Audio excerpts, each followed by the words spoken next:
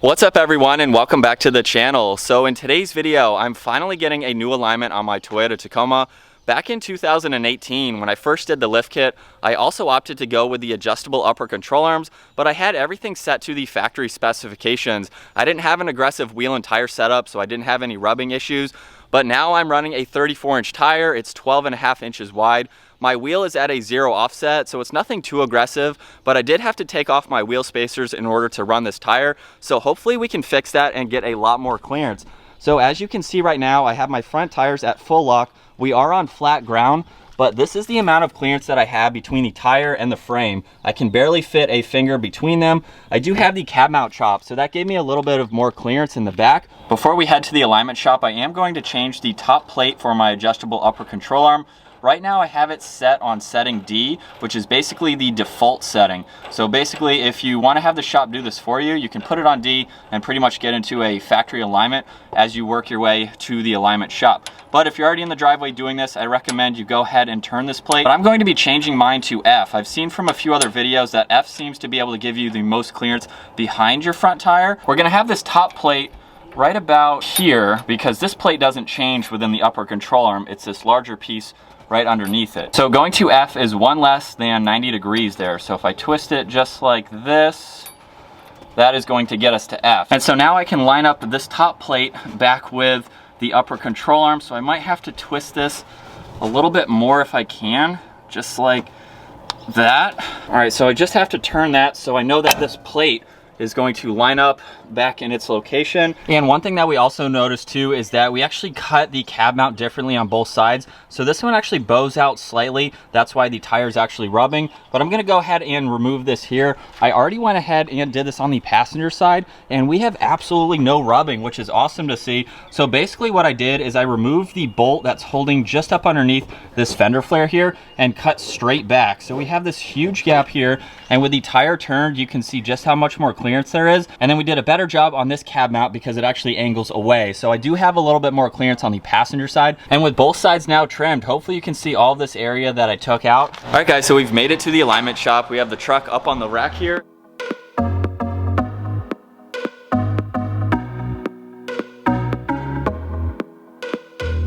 Yeah, look at all that. That's huge. That's a lot of space. I think that's what we're looking for.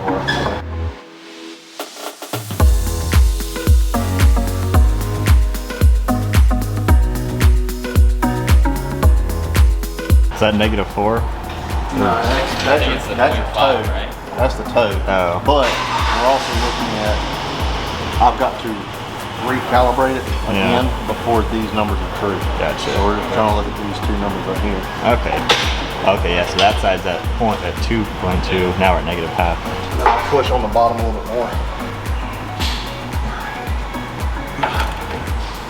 Okay, so that's loose. Now do what? Go ahead and tighten it down. All right, that's pretty snug. Right now we have the toe the way it's sitting, and we are trying to adjust that because this is straight on. You can see how much of an angle that is. So that was manually adjusting the camber. All the caster bolts are at the new setting, and now we just got to get the toe back in line because that's straight on with the tire.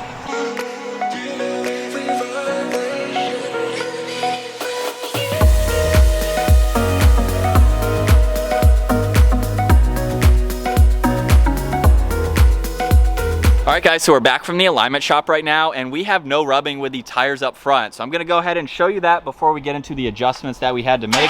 So Brian's gonna go ahead and start up the truck, and you'll see back here, compared to the befores, when I could barely fit my finger in between the tire and the cab mount, as he's turning there, look at all of that clearance now that I have between the tire and the cab mount. That's at least 2 fingers, and then with that trimming that I did there as well, absolutely no rubbing. That is awesome to see.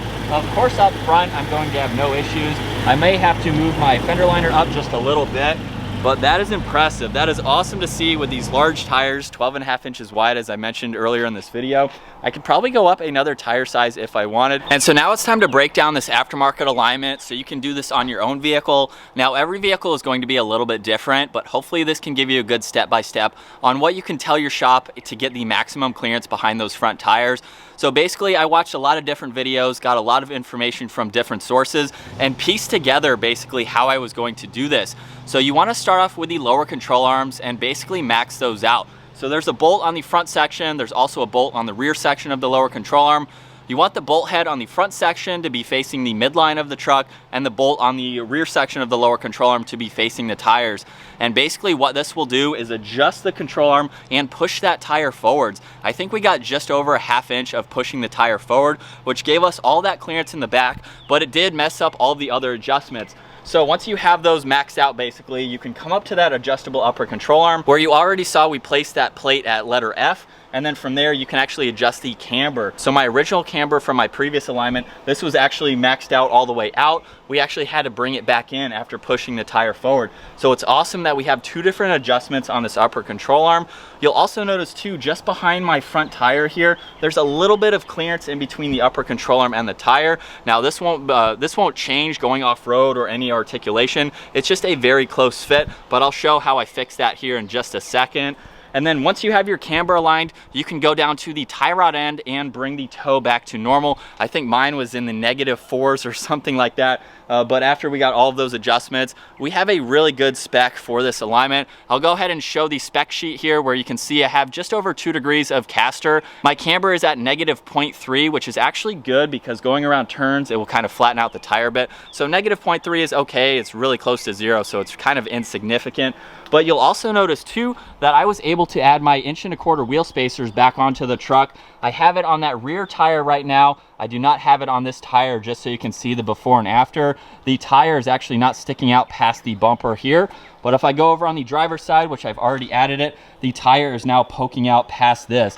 So I think that looks really cool. I'm glad I was able to do that. And I still have no rubbing, even with adding the 1¼ inch wheel spacer. So that means when I get new wheels at some point, I can go to a negative offset and still have that aggressive look, which is awesome to see. I could go up a tire size if I wanted to, but for now this works and I like this setup. So in the few months that I've had these 34-inch tires, I didn't really have any rubbing. I had a little bit on the areas that I trimmed just behind the tires, but I knew that there was some way I could use my aftermarket upper control arms and get that clearance that I was looking for. And I have finally done it. I'm super excited with how this turned out.